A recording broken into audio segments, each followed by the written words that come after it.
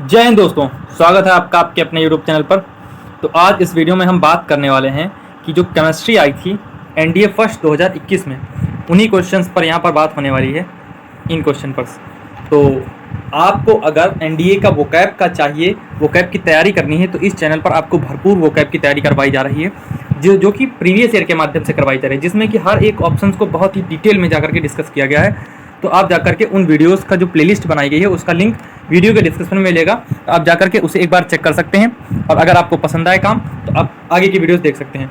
लेकिन ये बात थोड़ा सा याद रखिएगा कि स्टार्टिंग में क्या होता है, वीडियोस में थोड़ा सा कम सुधार होता है, धीरे धीरे करके सुधार आता है।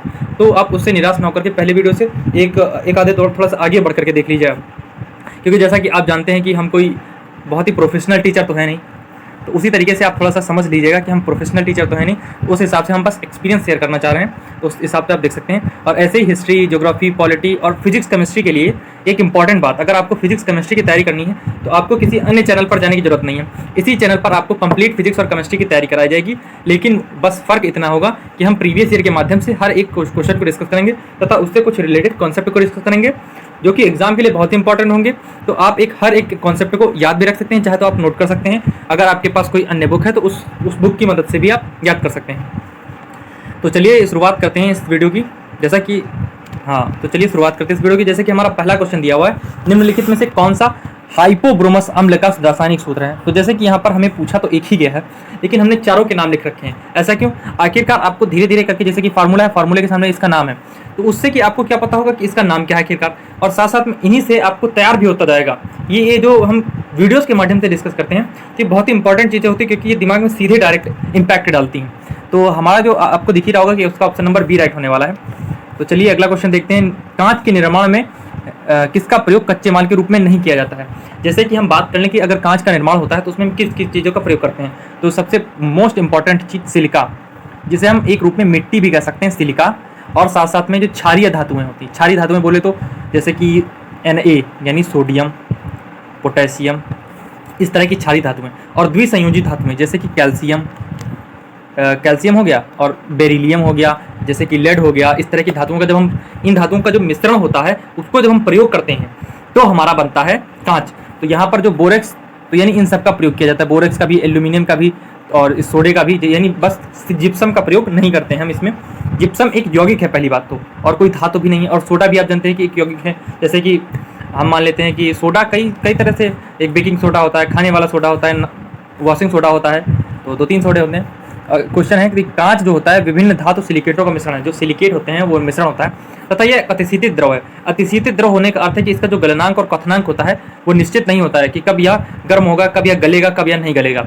और सामान्य रूप से भंगुर होता है। जैसे कि आप जानते हैं कि कांच बहुत ही ब्रिटल होता है, BRITTLE, ब्रिटल, बहुत ही भंगुर होता है।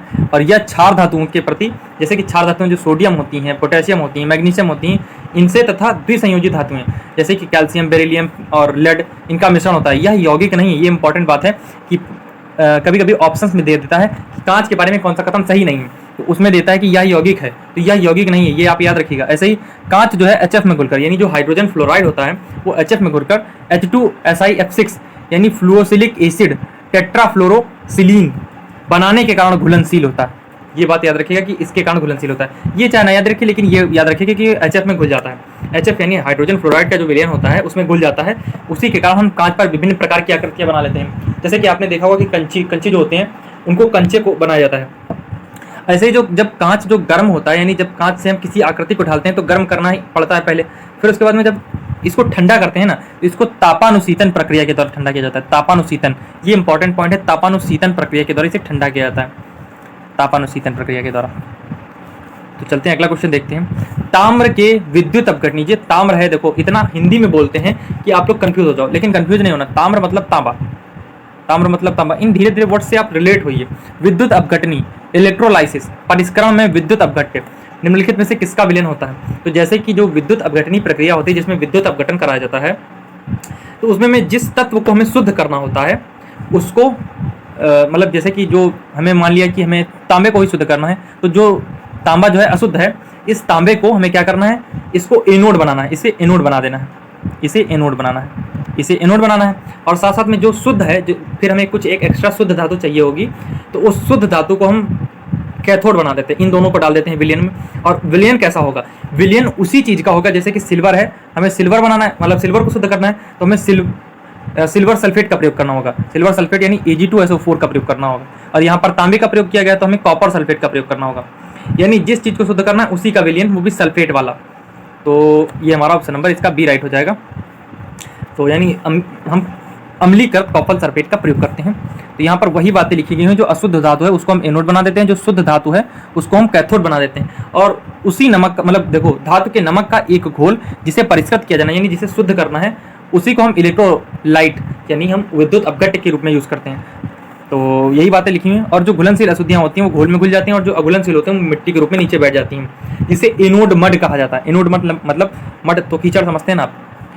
इसकी प्रक्रिया में अशुद्ध धातुओं को शुद्ध किया जाता है, जो इलेक्ट्रोलाइसिस प्रक्रिया होती है इसमें अशुद्ध धातुओं को शुद्ध किया जाता है। और इस तरीके से कुछ प्रक्रिया होती है। एनोड पर क्या होता है, Cu2+ होता है और 2 इलेक्ट्रॉन माइनस होता है, ऐसे करके ये प्रक्रिया होती है। तथा तांबे का जो होता है वो जो शुद्ध होता है वो एनोड से कैथोड की ओर चला जाता है। जो शुद्ध तांबा होता है वो एनोड से कैथोड की ओर चला जाता है।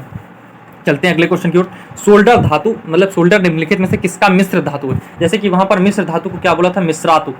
तो आप ये वर्ड भी याद रखिएगा, मिश्रातु साथ साथ में कि मिश्रातु, या तो आप इसको एलॉय याद रख सकते हैं, एलॉय वर्ड।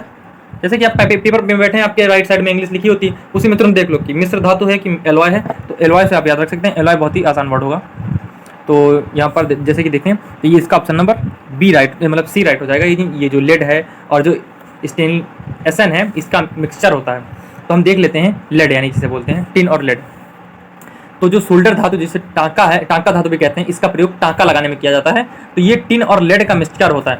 जैसे टिन हमने बात की तो टिन यानी एसन और प्लस Pb यानी लेड। और ऐसे ही जो कांसा होता है एक कॉपर और टिन का होता है, पीतल होता है कॉपर और जिंक का होता है। लेकिन एक इंपॉर्टेंट नहीं, one of the most important, ये क्वेश्चन सीरियस में भी पूछा गया था कि जो जर्मन सिल्वर में इसमें कौन सा तत्व नहीं पाया जाता है। ऑप्शन था कॉपर, जिंक, निकल और एक चौथा था सिल्वर। लेकिन जो लड़के थे वो दिमाग लगा रहे थे कि जर्मन सिल्वर है तो इसमें सिल्वर जरूर पाया जाएगा, लेकिन ऐसा नहीं है कि जर्मन सिल्वर है ना तो उसमें सिल्वर पाया ही नहीं जाता है। इसलिए इसका ऑप्शन नंबर डी राइट हुआ था वहाँ पर। तो यहाँ पर याद रखिएगा कि आप कि जो जर्मन सिल्वर है इसमें कॉपर, जिंक और निकल पाया जाता है। और जो स्टेनलेस स्टील है इसमें आयरन, क्रोमियम और निकल पाया जाता है। और ऐसे मैग्नीज भी पाया जाता है, इसमें मैग्नीज भी पाया जाता है। स्टेनलेस स्टील के बारे में हमने बात की थी कि इसमें जंग ना लगे, इस प्रकार से इसको बनाया जाता है। आयरन मिला जाता है, क्रोमियम मिला जाता है, कार्बन मिला जाता है, निकल मिला जाता है, मैग्नीज मिला जाता है। ये 4-5 चीज़ों को मिला करके स्टेनलेस स्टील बनाते हैं। और नाइक्रोम में भी ऐसा ही होता है, निकल मिलाते हैं, निकल लिख गया इसने कोई नहीं, निकल मिलाते हैं, आयरन मिलाते हैं, क्रोमियम मिलाते हैं, मैग्नीज मिलाते हैं। तो हम इस तरीके से कुछ डिस्कस कर रहे हैं। ये बहुत ही इंपॉर्टेंट चीज़ें यहाँ पर 6 हमने लिखी हैं। ऐसे तो बहुत सी चीज़ें हैं लेकिन हमने 6 क्यों लिखी, क्योंकि ये 6 ही इंपॉर्टेंट हैं। तो आपको 6 के तरीके से चलना है और इन्हीं को याद कर लीजिए, एकदम रट डालो। अगला क्वेश्चन है, डाई हाइड्रोजन के संबंध में निम्नलिखित में से कौन सा कथन सही नहीं है। इस बात पर बहुत गौर रखिएगा, नहीं कौन सा हमें बताना नहीं। तो H2 जो है वायु से हल्की होती, जल में अविलेय होती। तो जो H2 होती है, जो जैसे कि हमने बात की थी हाइड्रोजन, अहा एक वर्ड था अहा। अहा मतलब देखो, हा से हाइड्रोजन, आ से मतलब अध्रुवीय। जो अध्रुवीय चीजें होती हैं, अध्रुवीय, तो वो जल में अविलेय होती हैं, यानी जल में घुलती नहीं है। अध्रुवीय चीजें जल में नहीं घुलती हैं। तो जैसे कि ये आ आगे लगा है तो वैसे ही आ इसमें भी लगा विलय में। तो आप समझ सकते हैं कि इनमें थोड़ा सा सिमिलरिटी दिखती है। तो जो अध्रुवीय चीज़ें होती हैं वो अविलेय होती हैं। तो सही बात बोला, यानी पहले में सही बोला है कि हाइड्रोजन वास्तविकता में वायु से हल्की होती है तथा अविलेय होती है। जैसा कि आप वायु का परमाणु भार देखने जाएंगे तो वायु में कई गैसों का मिश्रण होता है तथा उसका परमाणु भार बहुत ही लंबा आ जाएगा, लेकिन इसका परमाणु भार बहुत ही कम आएगा। और जो हाइड्रोजन होता है उसकी जो बंद एंथैल्पी होती है वो बहुत ही उच्च होती है, इसलिए जो सामान्य ताप पर जो हाइड्रोजन गैस होती है वो अक्रिय होती है H2 के रूप में। ये भी सही बात बोली है। और जो अगला पॉइंट बोलता है कि H2 जो होती है उच्च तापमान पर क्षारीय धातु के साथ अभिक्रिया करके धातु हाइड्रेट बनाती है। ये हमारा भी बात सही है। और लेकिन अगला क्वेश्चन जो है, मतलब जो अगला पॉइंट है, ये गलत दिया हुआ है। जो NO2 और H2 का मिश्रण है ये सिनगैस के रूप में जानता है, ये गलत बात है। जो carbon dioxide plus carbon monoxide plus hydrogen, इसका जो मिश्रण है उसे सिन गैस के नाम से जाना जाता है, जिसे सिंथेटिक गैस भी बोलते हैं। जो CO2 है ये कम मात्रा में होता है, मेनली जो होता है CO+H2 होता है, मेनली CO+H2 होता है, लेकिन कार्बन डाइऑक्साइड भी कुछ मात्रा में उसमें मिलता है, उसे सिन गैस कहते हैं। देखो यहाँ पर वही लिखा हुआ है, संश्लेषण गैस यानी सिंथेटिक गैस के नाम से जाना जाता है। इसमें हाइड्रोजन, कार्बन तथा मोनोऑक्साइड के अक्सर कुछ जो होती है कार्बन डाइऑक्साइड होती। और इंपॉर्टेंट पॉइंट अब आपको देखने हैं, इन्हें आप रट डालो। जैसे कि इससे क्वेश्चन बन जाता है, अभी 2021 में बना था, 2022 में बना था, यानी जो ये पहला पेपर एक तो हम डिस्कस कर रहे हैं, इसके जो दूसरा पेपर था उसमें भी बना था, और 2022 का जो पेपर था उसमें भी बना था। तो ये जो हाइड्रोजन है एक रंगहीन गंधहीन, देखो 2022 में पूछा था कि जो हाइड्रोजन है उसका रंग कैसा है। उसका रंग कैसा था, रंगहीन गैस है ये, और गंधहीन मतलब इसमें गंध नहीं आती, स्वादहीन भी है। पहली तीसरी बात, यह जल में बहुत कम विलेय, मतलब अविलेय ही है, क्योंकि इसके जो अणु होते हैं अध्रुवीय। अध्रुवीय हमने बात की अहा से याद रख सकते हैं, हा से हाइड्रोजन, अ से अध्रुवीय, अहा क्या बात है, वाह, इस तरीके से याद रखते हैं। और यह सबसे हल्की, यह सबसे हल्की तथा वायु की अपेक्षा इसका घनत्व कितना होता है, 0.69 होता है, सॉरी 0.069 होता है। जैसे कि अगर 1 ग्राम अगर वायु का भार है तो इसका भार होगा 0.069, मतलब ये आप समझ रहे हैं कि 1 से भी बहुत कम है। तो इस तरीके से हम इसको याद रखते हैं। यहाँ पर हमने 0.069 लिखना भूल गए। अगला क्वेश्चन है, यह ना तो जलती है, मतलब सॉरी ये जलती है लेकिन जलने में सहायक नहीं होती, मतलब ये खुद बर्न हो जाएगी लेकिन जलने में सहायक नहीं होगी। जैसे कि आप जानते हैं कि जो सूर्य होता है तो वहाँ पर जो हाइड्रोजन होता है उसका हाइड्रोजन का आपस में संलयन होने के कारण ही सूर्य का ताप इतना अधिक होता है, और इसे निम्न ताप और उच्च दाब पर द्रवित किया जा सकता है। निम्न ताप और उच्च ताप पर दाब पर इसे द्रवित किया जा सकता है। यह द्विपरमाणुविक गैस है तथा इसमें जो बंध एंथैल्पी होती है वो उच्च होती है, इसी के कारण ये हाइड्रोजन गैस H2 में परिवर्तित हो जाती है। अगला देखते हैं, देखो रासायनिक गुण भी आप याद रख लो, क्योंकि अभी एक आगे क्वेश्चन आने वाला है जो कि रासायनिक गुण से ही संबंधित होगा, और इसी में जो दिया हुआ है वो भी रासायनिक गुण से दिया हुआ है। जैसे कि ये जो तीसरा हुआ, सॉरी ये एक मिनट थोड़ा क्लियर करें तो अच्छा लगेगा। ये जो ये दिया हुआ है तीसरा, ये रासायनिक गुण से ही संबंधित है, तीसरा सी नंबर ऑप्शन। H2 जो होती है उच्च तापमान क्षारीय धातु के साथ अभिक्रिया करके ना धातु हाइड्रेट बनती है, ये इसके रासायनिक गुण ही हैं। तो यहाँ पर रासायनिक गुण पढ़ लेते हैं हम।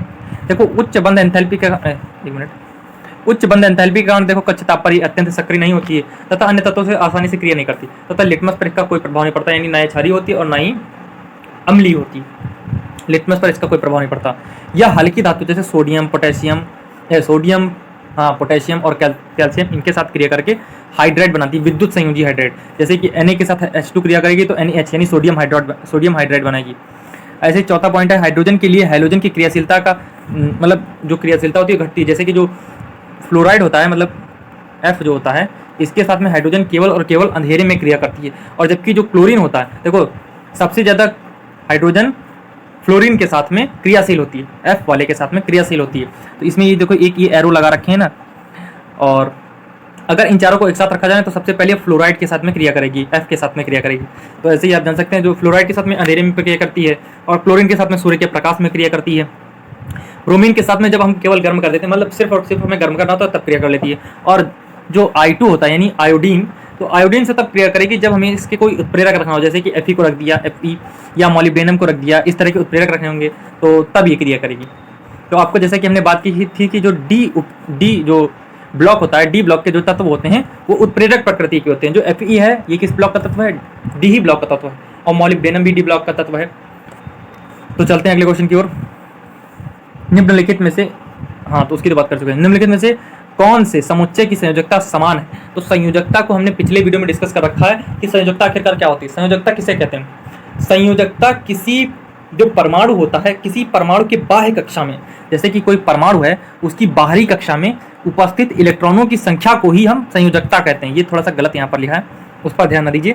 किसी परमाणु की बाह्य कक्षा में उपस्थित इलेक्ट्रॉनों की संख्या को हम संयोजकता कहते हैं। तो यहाँ पर देखो, एक मिनट थोड़ा सा क्लियर कर दें। हाँ, जो सोडियम होता है, सोडियम में कितने इलेक्ट्रॉन होते हैं, 11, क्योंकि यहाँ पर देखो ना प्लस ऊपर लगा हुआ है ना माइनस लगा हुआ है, यानी इसमें ये न्यूट्रल है भी, या ये न्यूट्रल है, यानी इस पर 11 इलेक्ट्रॉन है, 11 ही प्रोटॉन है। और Mg पर भी यही हाल है, यानी यहाँ पर भी 12 इलेक्ट्रॉन है। कैल्शियम पे कितने इलेक्ट्रॉन, 20। कैल्शियम आप जानते हैं ना 20 इसका परमाणु तत्व होता है। ऐसे तो हमने सोडियम, मैग्नीशियम और एल्यूमिनियम का यहाँ पर 13, प्लस माइनस कुछ नहीं लगा हुआ है। और तो देख लेते हैं, देखो सोडियम के पास 11 इलेक्ट्रॉन है, इसके पास कितने इलेक्ट्रॉन है, 12 इलेक्ट्रॉन है, इसके पास 20 इलेक्ट्रॉन है। तो जब हम इसका इलेक्ट्रॉनिक विन्यास निकालते हैं तो हमें इन सब का इलेक्ट्रॉनिक विन्यास निकालना होगा। तो जैसे कि सोडियम के निकालते हैं तो सोडियम का आएगा 1s2, 2s2,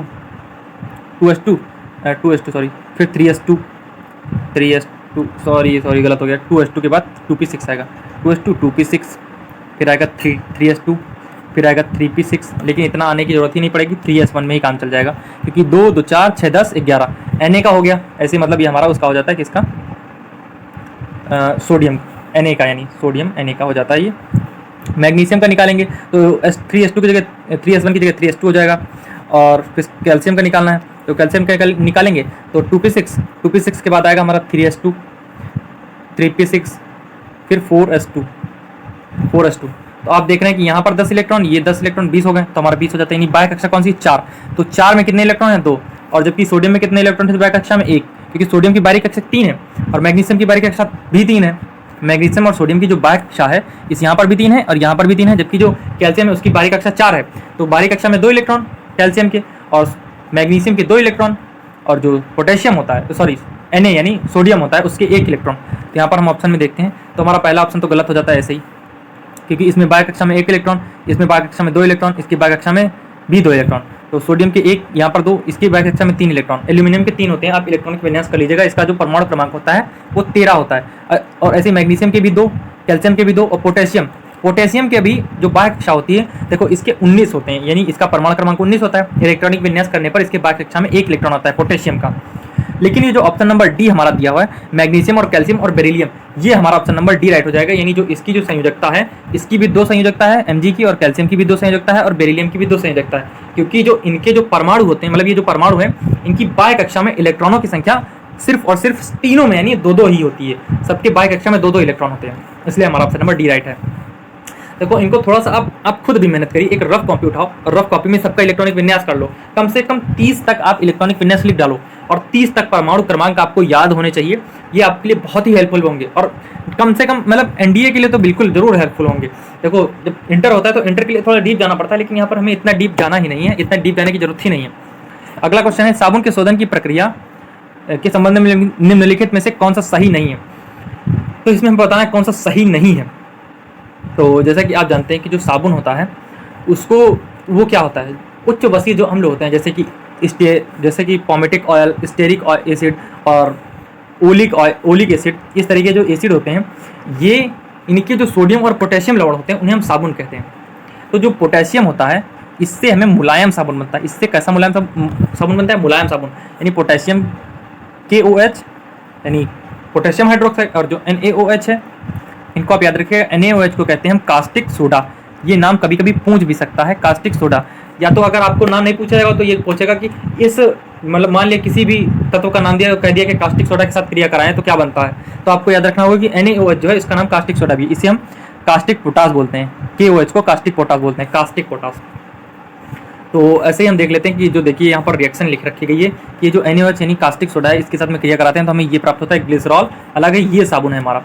तो इस तरीके से हम यहाँ पर देख लेते हैं कि जब चित्र में मिसेल का निर्माण यहाँ पर आप देख लीजिए कि जो Na होता है ये ध्रुवीय भाग होता है। ध्रुवीय मतलब आप जान गए होंगे कि जो जल में ना घुले उसे हम ध्रुवीय बोलते हैं। अध्रुवीय मतलब अविलेय, जो विलेय ना हो उसे हम अविलेय बोलते हैं, जो मतलब घुल ना जाए उसे हम अविलेय बोलते हैं। और जो अध्रुवीय होता है वो भी घुलता नहीं है, इसलिए आ दोनों के आगे लगा रखा है, तो यानी दोनों एक ही कैटेगरी में आते हैं। तो अविलेय जो अध्रुवीय होता है वो अविलेय होता है, तो इसलिए ये जो पार्ट है ये हमारा अविलेय होता है जल में। लेकिन जल की बात करेंगे जो अध्रुवीय होता है वो जल में अविलेय होता है, अन्य सभी जगह इसकी नहीं बात कर रहे हैं। तो ये जो ये होता है ना ये पार्ट, ये तेल और ग्रीस इन सब में घुल जाता है, इसलिए ये जो होता है ये इससे चिपक जाता है।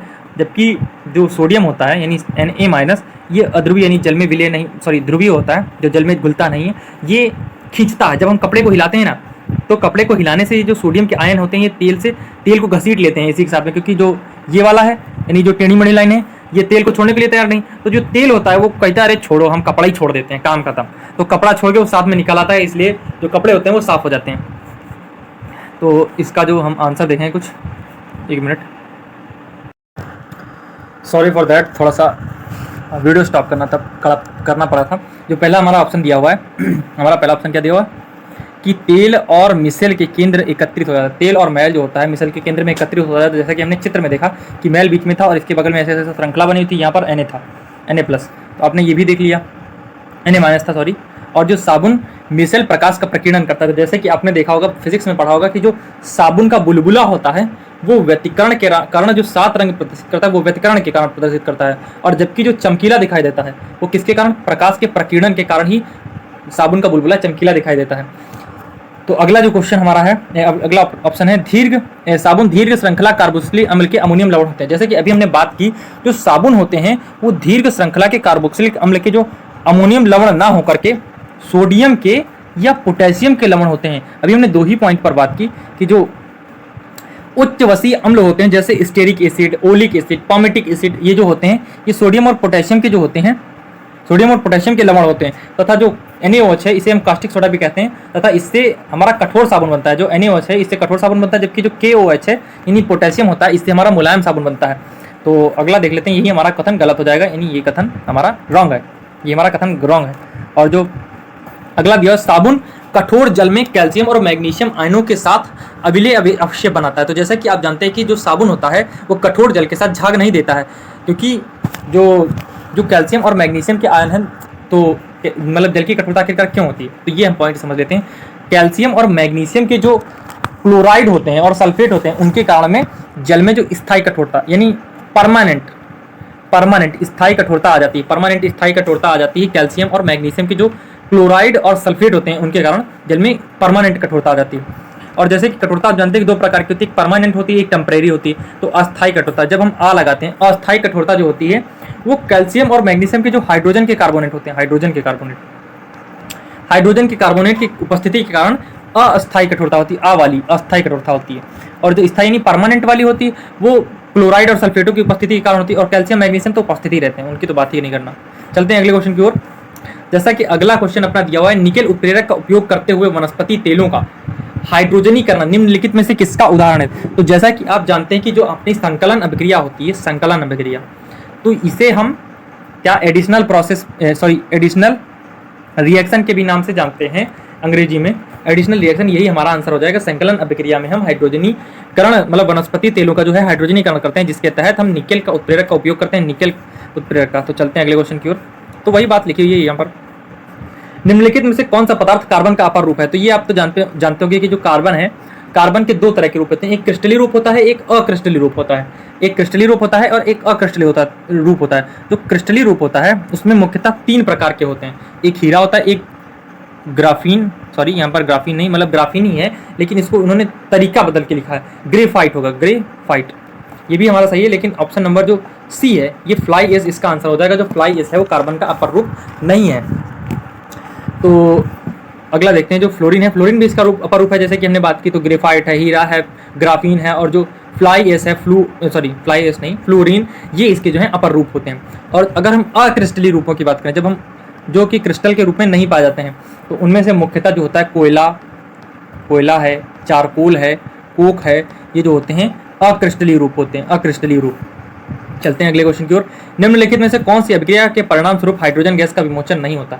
तो जैसा कि आपने अगर पहले का वीडियो हमारा देखा हो, तो उसमें हमने बात की है कि हाइड्रोजन की जो प्रयोगशाला विधि है उस पर हमने बात की। तो जो हाइड्रोजन की प्रयोगशाला विधि होती है उसमें क्या होता है, तनु सल्फ्यूरिक एसिड पर जब हम मतलब जो जस्ता होता है, यानी जिंक पर तनु सल्फ्यूरिक एसिड की क्रिया के द्वारा हम हाइड्रोजन गैस प्राप्त करते हैं। यानी हमारा ऑप्शन नंबर ए तो सही है, लेकिन हमें बताना है गलत कौन सा, आखिरकार हमें गलत की बात करनी है। तो हमारा ये तो सही है। तो अगला बोलता है, जस्ते को सोडियम हाइड्रोक्साइड के घोल को गर्म करने पर जब हम अम्ल हो या क्षार हो, जब हम किसी धातु के साथ क्रिया करते हैं, तो उसकी जो मतलब जो प्राप्त होता है उसमें हाइड्रोजन गैस निकलती है। तो ये हमारा सी और ए भी सही है। और जो पोटेशियम धातु है, इसकी जल के साथ क्रिया कराने पर भी हमारा हाइड्रोजन गैस निकलती है। लेकिन जो प्लास्टर ऑफ पेरिस है, इसमें जल मिश्रित करेंगे ना, तो इससे हमें कुछ नहीं मिलने वाला।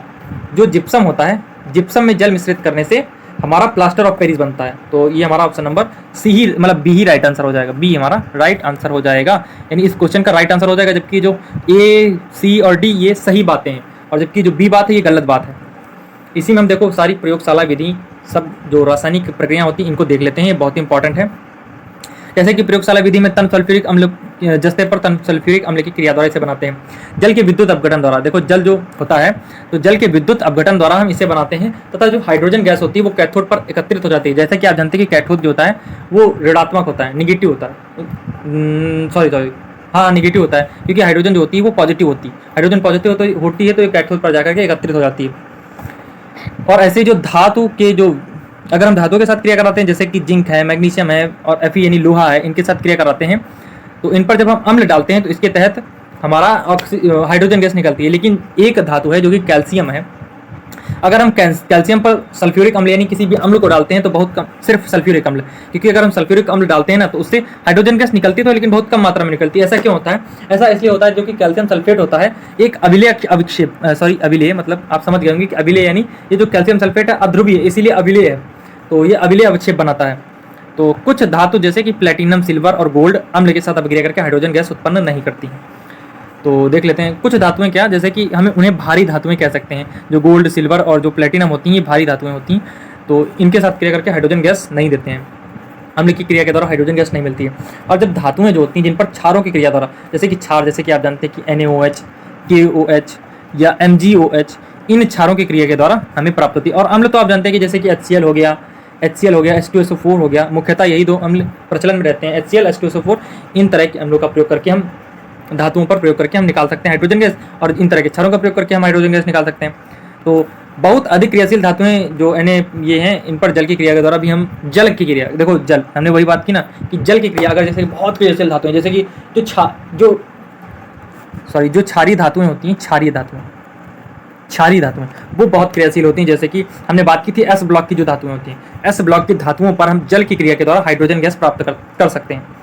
और जो कम क्रियाशील धातुएं होती हैं, जैसे कि Zn, Mg, Al, एल्यूमिनियम, यानी तो केवल गर्म करने पर ही, मतलब उनको थोड़ा सा गर्म कर दो तो वो हाइड्रोजन गैस मुक्त कर देती हैं, जल के साथ गर्म करना। लेकिन बॉस विधि में क्या होता है, जो वाटर गैस होती है, देखो इंपॉर्टेंट है भाई साहब, थोड़ा सा रुक के वीडियो देख लो, हमें कोई दिक्कत नहीं है, आप छोड़ भी सकते हो, लेकिन स्किप कर सकते हो। छोड़ने का मतलब ये नहीं कि वीडियो छोड़ के भाग जाओ, थोड़ा सा आगे बढ़ा के देख लेना अगर तुम्हें नहीं पसंद है। इसका PDF का लिंक आपको जो, मतलब PDF जो है टेलीग्राम पर मिल जाएगी। तो ये जो आगे बॉस विधि भी आप पढ़ सकते हैं ऐसे ही, और लेने विधि भी पढ़ सकते हैं। लेने विधि में क्या होता है, जो 700 से 800 डिग्री सेल्सियस तक हम किसी, मतलब लोहा जो होता है उसे बहुत लाल गर्म कर दिया जाता है और उस पर भाप प्रवाहित कर देते हैं, तो हाइड्रोजन गैस मुक्त हो जाती है।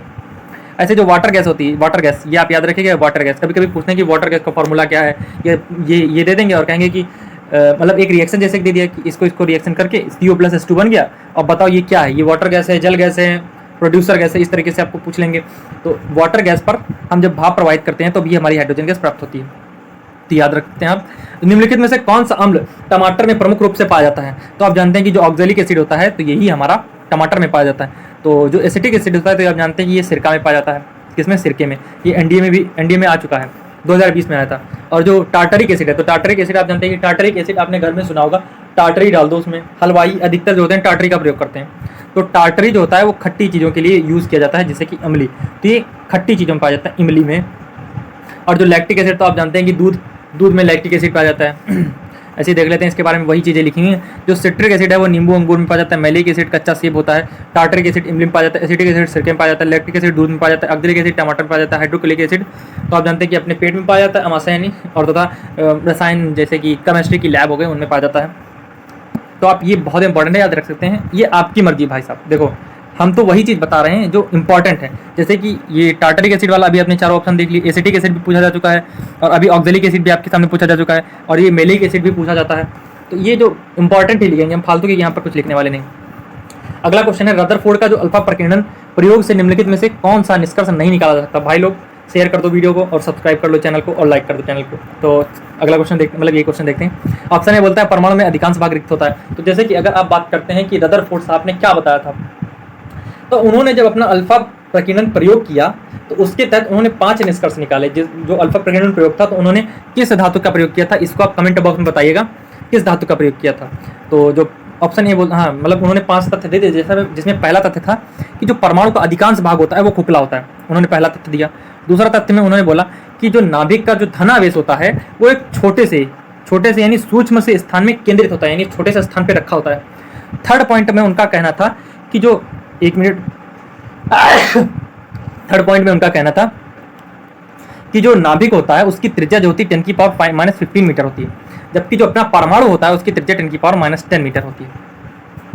और उनका चौथा कथन था कि जो कूलाम का नियम है, कूलाम का नियम तो आप जानते ही होंगे, एक मिनट, सॉरी फॉर दैट, आज कुछ ज़्यादा ही कुछ गड़बड़ हो रही। जो अपना चौथा क्वेश्चन दिया, मतलब चौथा पॉइंट उन्होंने बोला था, उनका चौथा पॉइंट ये था कि जो कूलाम का नियम है वो परमाणुवीय दूरियों के लिए भी लागू होता है। परमाणुवीय दूरी कहने का सेंस ये है कि जो परमाणु के भीतर, जैसे कि अणु होता है, फिर अणु से छोटा परमाणु होता है, तो उस परमाणु के भीतर की जो दूरियां होती उनमें भी वो नियम लागू होता है।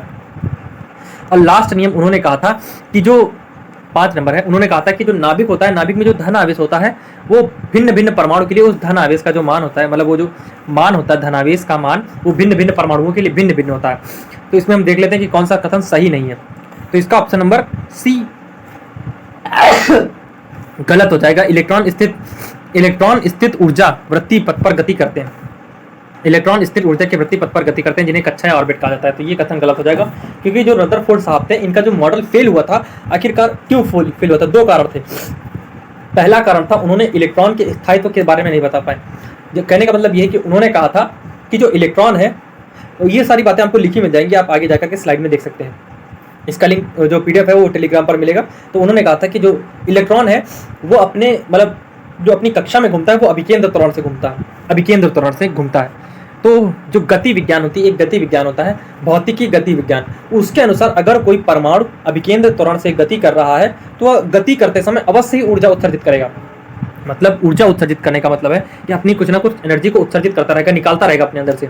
तो उसके अनुसार अगर वो अपनी एनर्जी निकालता रहेगा तो एक दिन उसकी एनर्जी जो होगी खत्म हो जाएगी और आखिरकार वो आकर के नाभिक पर गिर जाएगा। लेकिन ऐसा नहीं होता है, तो इसलिए इनका मॉडल फेल हुआ। दूसरा बात थी कि इन्होंने ये रेखीय स्पेक्ट्रम जो होता है उस रेखीय स्पेक्ट्रम की व्याख्या करने में असमर्थ हो गए थे रदरफोर्ड साहब, तो इसलिए इसका ऑप्शन नंबर सी राइट हो जाएगा। और जो डी होता है परमाणु का लगभग द्रव्यमान नाभिक, परमाणु का लगभग द्रव्यमान संपूर्ण द्रव्य नाभिक में होता है, तो ये भी बात सही है। और जो ये अपना थर्ड बी कथन दिया हुआ है कि परमाणु की त्रिज्या नाभिक की त्रिज्या के लगभग 10⁵ गुनी होती है। लगभग क्या ये होती है, जैसे कि परमाणु की त्रिज्या हमारी कितनी थी, परमाणु की त्रिज्या थी 10⁻⁻10 और इसकी त्रिज्या कितनी थी नाभिक की 10⁻15। तो आप अगर इसमें अंतर देखोगे, देखो इसको आप सॉल्व करना घर पर तो आपको पता चल जाएगा कि ये 10⁵ गुनी थी। कैसे कि जब हम इसको 10⁵ से गुना करते हैं, सॉरी एक मिनट, 10⁻+5 से हम गुना करेंगे, 10⁵ से गुणा करेंगे तो इसके ही बराबर आ जाएगा, मतलब परमाणु की त्रिज्या के बराबर हो जाएगा। तो इसलिए यानी 10⁵ गुना बराबर थी त्रिज्या। अगर आप ना समझो तो दोबारा हम कह सकते हैं, देखो 10⁻10 इधर लिखा हुआ है, अब ये परमाणु की त्रिज्या ये जानते हैं, तो हमें क्या करना है, हमें 10⁻15 बनाना है। तो हमें 10⁻15 तो है ही, 10⁻15 बनाने के लिए क्या करेंगे, 10⁻5 से गुणा करेंगे। तो सॉरी क्या लिख दिया हमने, 10⁻10 ये गलत हो गया, एक मिनट, सॉरी 10⁻10 हम जानते हैं कि परमाणु की त्रिज्या है और हमें निकालना क्या है कि 10 की जो परमाणु नाभिक की त्रिज्या होती है 10⁻5 गुनी होती है। तो यहाँ पर 10⁻15 लिख दिया, तो हम इसको अलग अलग लिख सकते हैं, जैसे कि 10⁻10 तो इधर लिखा ही हुआ है और इसको हम लिख देंगे 10⁻10 इंटू 10⁻5। तो इस जब -5 को हम इधर भेजेंगे तो यानी जो परमाणु की त्रिज्या है इसके जो है ये 10⁻5 गुना होती है। तो इसको आप घर पर भी निकाल सकते हैं। तो चलिए अगले क्वेश्चन की ओर चलते हैं।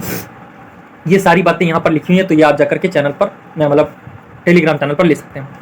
अगला बुझा चूना कैल्शियम हाइड्रोक्साइड बनाने के लिए बुझे चूने यानी कैल्शियम ऑक्साइड को जल के साथ अभिक्रिया कराने पर किस अभिक्रिया का उदाहरण, ये विस्थापन अभिक्रिया का है, उष्माशोषी अभिक्रिया का, अपघटन अभिक्रिया का है या उष्माक्षेपी अभिक्रिया का है। तो जैसा कि आप जानते हैं कि विस्थापन अभिक्रिया क्या होती है। विस्थापन अभिक्रिया जैसे कि हमने उस दिन बात की थी कि CuSO4 + Zn यानी जिंक और को हम अगर मतलब क्रिया होती है तो ये क्या होता है, ZnSO4 बन जाता है, ZnSO4 + Cu बन जाता है। तो आप क्या देख रहे हैं कि जो Zn था इसने Cu को विस्थापित कर दिया यानी उसको रिप्लेस कर दिया। तो इसलिए ये हमारी विस्थापन अभिक्रिया का हमारा एग्जाम्पल जो हमने अभी दिया है, एग्जाम्पल विस्थापन अभिक्रिया का। और जो हमारा अपघटन अभिक्रिया क्या होती है, अपघटन अभिक्रिया जैसे कि आप जल को देखते हैं कि जल के जब हाइड्रोलिसिस कराई जाती है, जैसे कि विद्युत अपघटन, हमारा कहना है विद्युत अपघटन, तो इसको कराते हैं तो ये H2 + ऑक्सीजन में टूट जाता है। तो इसको हम बैलेंस कर लेते हैं, तो 2 यहाँ पर 2 लगा देंगे तो 2 2 4 2, तो हमारा ये बन करके आ जाता है। जब हाइड्रोलिसिस यानी जब उसका जल का विद्युत अपघटन कराते हैं तो हमारा अपघटन अभिक्रिया प्राप्त होती है। तो ये जो दिया हमने अभी ये अपघटन की अभिक्रिया का उदाहरण है। और जो हम यहाँ पर इसकी बात करने वाले हैं तो CaOH यानी बुझे हुए चूने बनाने के लिए हमें ये बनाना है। तो इसमें CaO में जल के साथ क्रिया करेंगे CaO + H2O, तो हमारा क्या बनेगा, कैल्शियम हाइड्रोक्साइड। सोडियम हाइड्रोक्साइड होता है वैसे कैल्शियम हाइड्रोक्साइड होता है। तो आप जैसे यहाँ पर देख रहे हैं, तो आपने अगर घर में कभी चूना मंगाया हो या कहीं पर भी देखा हो, चूने की जब पुताई होती है तो वहाँ पर जब हम चूना मिलाते हैं तो क्या करता है, ऊष्मा अपनी बाहर निकालता है। ऊष्मा क्या करता है, बाहर निकालता है। ऊष्मा शोषी का मतलब देखो जो अपने अंदर को ऊष्मा एब्जॉर्ब करे, और ऊष्मा छिपी का मतलब होता है जो अपने अंदर से बाहर ऊष्मा निकाले। तो जब चूना जो होता है, आपने कई बार ना देखा हो तो आप इसको यूट्यूब पर वीडियो देख सकते हैं, इस तरह का वीडियो मिल जाएगा कि चूने में जब पानी मिलाया जाता है ना तो उससे एक बुलबुले टाइप के आपने देखोगे बुलबुले निकलते हैं, वो अपनी ऊष्मा को बाहर निकालते हैं, मतलब अपनी ऊष्मा बाहर क्यों छोड़ते हैं। इसलिए इसका ऑप्शन नंबर डी राइट हो जाएगा, यानी ऊष्मा छिपी अभिक्रिया है। ये आप एकदम लाइव एग्जांपल से समझ सकते हैं। चाहे तो आप 5 रुपये का चूना खरीद लीजिएगा, उसमें थोड़ा सा पानी मिलाइएगा, ये नहीं कि 2-3 बल्टियाँ पानी डाल दिया 2 ग्राम चूना में, थोड़ा सा पानी डाल के आप देख सकते हैं कि वो तुरंत ही बुलबुले छोड़ने लगे, यानी हीट प्रोड्यूस करने लगेगा। हीट प्रोड्यूस करने का मतलब अपने अंदर से बाहर हीट निकालेगा सारी, तो उसे हम ऊष्मा छिपी अभिक्रिया बोलते हैं। तो यहाँ पर वही उदाहरण लिखे हुए हैं। तो अगला क्वेश्चन है हमारा, निम्नलिखित में से कौन सा जैव मात्रा का स्रोत नहीं। जैव मतलब आप समझ जाइए कि यहाँ पर किसी न किसी जीवन से रिलेटेड है, और जहाँ जीवन से रिलेटेड आ जाए तो आप जान जाएंगे कि लकड़ी जो है, लकड़ी कैसे पैदा होती है, पेड़ों से। तो पेड़ क्या थे, पेड़ जीवित थे, तो जीवन की बात हो गई। जो गोबर कैसे पैदा होता है, गायों से, भैंसों से। और मान लिया कई चीज़ें होती है, जैसे कि घोड़ों से भी होता है, हाथियों से भी होता है, तो गोबर गैस बनाने के लिए गोबर की जरूरत होती है और गोबर इन सब लोगों से प्राप्त होता है, तो वो क्या है, जीवित हैं। और जैसे कोयला है, कोयला लकड़ी से प्राप्त होता है और लकड़ी किससे प्राप्त होती है, पेड़ों से। तो जो नाभिकीय रिएक्टर है ये हमारी रासायनिक अभिक्रिया है, ये हमारी मतलब रासायनिक प्रक्रिया के द्वारा हम नाभिकीय रिएक्टर से ऊर्जा प्राप्त करते हैं, इसलिए वो हमारा रासायनिक ऊर्जा स्रोत है। अगला देखते हैं, निम्नलिखित में से कौन सा यौगिक तैयार करने के लिए कच्चे माल के रूप में साधारण लवण यानी NaCl का उपयोग नहीं किया जाता है। तो आप जानते हैं कि जो विरंजक चूर्ण होता है इसका फॉर्मूला क्या होता है, CaOCl2। CaOCl2 इसको हम कैल्शियम ऑक्सीक्लोराइड कहते हैं, और खाने का सोडा ऐसे ही होता है जिसे हम बोलते हैं NaHCO3 यानी सोडियम बाइकार्बोनेट। और जो पेरिस ऑफ प्लास्टर होता है, तो पेरिस ऑफ प्लास्टर का फॉर्मूला CaSO4.12H2O। ये आपने देखा पिछली बार ये क्वेश्चन आया था कि पेरिस ऑफ प्लास्टर का फॉर्मूला बताओ, तो यहाँ पर फॉर्मूले बता रहे हैं, तो आप इनको चाहे नोट कर लो चाहे अपने दिमाग में रख लो। और जो धामन सोडा का फॉर्मूला होता है Na2CO3 यानी sodium bicarbonate, Na2CO3 sodium bicarbonate नहीं सोडियम कार्बोनेट। तो इसका मतलब ये तीनों फार्मूले हो जाते हैं। तो जो इसमें होता है विरंजक चूर्ण में, तो विरंजक चूर्ण में क्या होता है, जो चूना पत्थर होता है, चूना पत्थर आप समझते होंगे जैसे कि कैल्शियम ऑक्साइड, इसे हम चूना पत्थर बोलते हैं। तो चूना पत्थर पर जब हम क्लोरीन की प्रक्रिया का जब हम क्लोरीन डालते हैं, जो कि हम जिस क्लोरीन को हाइड्रोक्लोरिक एसिड या हम सोडियम क्लोराइड के द्वारा प्राप्त करते हैं, NaCl या HCl के द्वारा प्राप्त करते हैं, उसकी क्रिया द्वारा हम इसे बनाते हैं। तो यहाँ पर आप देख सकते हैं ब्लीचिंग पाउडर, जिसे हम विरंजक चूर्ण के नाम से भी जानते हैं, इसे COCl2 का निर्माण मतलब इसका निर्माण किया जाता है चूना पत्थर और क्लोरीन गैस से, और जो कि NaCl तथा HCl से प्राप्त की जाती है। तो इसका उपयोग जो होता है कीटनाशक के रूप में भी करते हैं, ऑक्सीकारक एजेंट के रूप में भी करते हैं। और यहाँ पर आप ये देख रहे हैं कि हमने यहाँ पर इन्होंने हाफ तो नहीं लगाया, हमने बताया था, मतलब हमने बताया कि हाफ लगाओ, लेकिन इसमें जो है हाफ नहीं लगा हुआ। ऐसा क्यों? ऐसा इसलिए कि यहाँ पर 2 लगा दिया ना, तो 2 से ये आधा आधा मिल करके, जब हम इसको 2 से गुणा करेंगे तो ये 2 मिल करके 1 बना देंगे, तो इसलिए यहाँ पर H2 लिखा है, इसलिए उन्होंने डायरेक्टली। तो ये देखो कि जो जिप्सम होता है, जिप्सम आप जान रहे होंगे, जिप्सम का फार्मूला CaSO4.2H2, ये जिप्सम होता है। इसमें जब हम जल मिलाते हैं तो हमारा बन जाता है पेरिस ऑफ प्लास्टर। तो अगला है जैसे कि जो बेकिंग सोडा है, बेकिंग सोडा में यानी जो सोडियम क्लोराइड होता है उसकी अमोनिया के साथ क्रिया कराते हैं और कार्बन डाइऑक्साइड और H2O की मात्रा उपस्थिति में, तो हमारा ये बनता है बेकिंग सोडा यानी खाने वाला सोडा। और जो बेकिंग सोडा होता है, बेकिंग सोडा में ही हम अगर क्या करें, उसको गर्म कर दें, बेकिंग सोडा को केवल गर्म कर दें, तो वाषिक सोडा बन जाता है। तो चलते हैं अगले क्वेश्चन की ओर। उस प्रक्रिया को क्या कहते हैं जिसमें कुछ खनिज जल को अवशोषित करते हैं तथा प्रसारित होते हैं और परावर्तित होते हैं? तो ये प्रक्रिया बहुत ही इंपॉर्टेंट है तथा ये प्रक्रिया ज्योग्राफी के तहत भी इंपॉर्टेंट है, क्योंकि ज्योग्राफी में जो होता है, ये जो जलायोजन वर्ड है इसको भी ज्योग्राफी में डिस्कस किया गया है। तो जलायोजन है, यही हमारा आंसर हो जाएगा। देखो जल अपघटन तो हमने बात कर लिया, जल अपघटन मतलब जल का टूटना, जो अभी हमने बात करके आए हैं अभिक्रिया, H2O से H2 मतलब हाइड्रोजन गैस प्लस ऑक्सीजन निकलती, यही हमारी जल अपघटन अभिक्रिया है। और जो ऑक्सीकरण, तो आप जानते हैं कि ऑक्सीकरण को हमने पिछले वीडियो में डिस्कस कर रखा है कि जब कोई परमाणु से इलेक्ट्रॉन का त्याग कर दिया जाए, जब किसी परमाणु द्वारा इलेक्ट्रॉन का त्याग कर दिया जाए तो उसे ऑक्सीकरण कहते हैं, या जब वह ऑक्सीजन के साथ जुड़ जाए या किसी ऋण विद्युतीय तत्व के साथ जुड़ जाए, जैसे कि क्लोरीन के साथ या फ्लोरीन के साथ या आयोडीन के साथ जुड़ जाए, तो हम क्या बोलते हैं, इसे ऑक्सीकरण प्रक्रिया बोलते हैं। या तीसरी चीज और है, मतलब 3 पॉइंट है ना इसी में साथ में, तो यहाँ पर ऐसे कर लेते हैं। देखो पहला पॉइंट ये है कि इलेक्ट्रॉन त्याग दे, इलेक्ट्रॉन को भगा दे, मतलब अपने पास से इलेक्ट्रॉन को भगा दे, निकलो यहाँ से। दूसरा कि जब ऑक्सीजन अपने पास में जोड़ ले, या फ्लोरीन जोड़ ले, या क्लोरीन जोड़ ले, या ब्रोमीन जोड़ ले, या आयोडीन जोड़ ले, तो हम बोलते हैं कि ऑक्सीकरण हो गया। और तीसरी चीज है कि या तो ये मतलब तीसरी चीज है कि हाइड्रोजन को निकाल दे, अपने पास से हाइड्रोजन को हटा दे, या किसी धन विद्युतीय जैसे कि सोडियम हो गया या मैग्नीशियम हो गया, इनको हटा दे अपने पास से, तो हम बोलते हैं कि ऑक्सीकरण हो गया। और हाँ ऐसे अब अगला है कार्बोनेटीकरण। कार्बोनेटीकरण तो आप जानते होंगे, कार्बोनेटीकरण मतलब होता है कि यहाँ पर पढ़ लेते हैं, जल अपघटन तो हो गया, जल अपघटन पढ़ते हैं किसी लवण, 1 मिनट, ये सारी बातें आपको वहीं पर मिल जाएंगी, आप उसको देख सकते हैं। तो ये जल अपघटन वही बात है जो हमने बात कर ली। और ये हाँ ये अपना देखो, जब कोई अणु या आयन जल के साथ क्रिया करता है तो जल आयोजन अभिक्रिया होती है। जैसे कि ये जो CaSO4 है, CaSO4 हमें नहीं बताया यार, सॉरी फॉर दैट, मैं सोच रहा था कि आप लोगों से पूछूंगा। तो ये आप बताइएगा कि ये आखिरकार क्या है, ये क्या है, इसको आप कमेंट बॉक्स में बताइएगा। ये जो ब्लू चीज़ है तो आप लिखिएगा क्या, इस तरह लिख सकते हैं, ब्लू इज इक्वल टू जो भी आपका आंसर हो वो लिख दीजिएगा। और जो पद्म, सॉरी इसमें अभी एक और पूछा था हमने, तो वो भी बताइएगा आप। और जो चूना पत्थर के घोल की प्रक्रिया, हाँ जो चूना पत्थर होता है उस पर जब उसका जो घोल होता है उसके जो कार्बोनेशन के रूप में, इससे मतलब कार्बोनेटीकरण को कार्बोनेशन के रूप में जाना जाता है। जो चूना पत्थर होता है उस पर कैल्शियम कार्बोनेट से बना होता है चूना पत्थर, तो कैल्शियम कार्बोनेट से बना होता है, इसमें कोई बात नहीं। तो ये वर्षा के जल में क्रिया करके एक वीक एसिड यानी कार्बोनिक अम्ल बनाता है। तो मिलते हैं नेक्स्ट वीडियो में। Thanks for watching. तो आप चैनल को शेयर करिए, लाइक करिए एंड सब्सक्राइब करिए। थैंक्स फॉर वॉचिंग, मिलते हैं नेक्स्ट वीडियो में।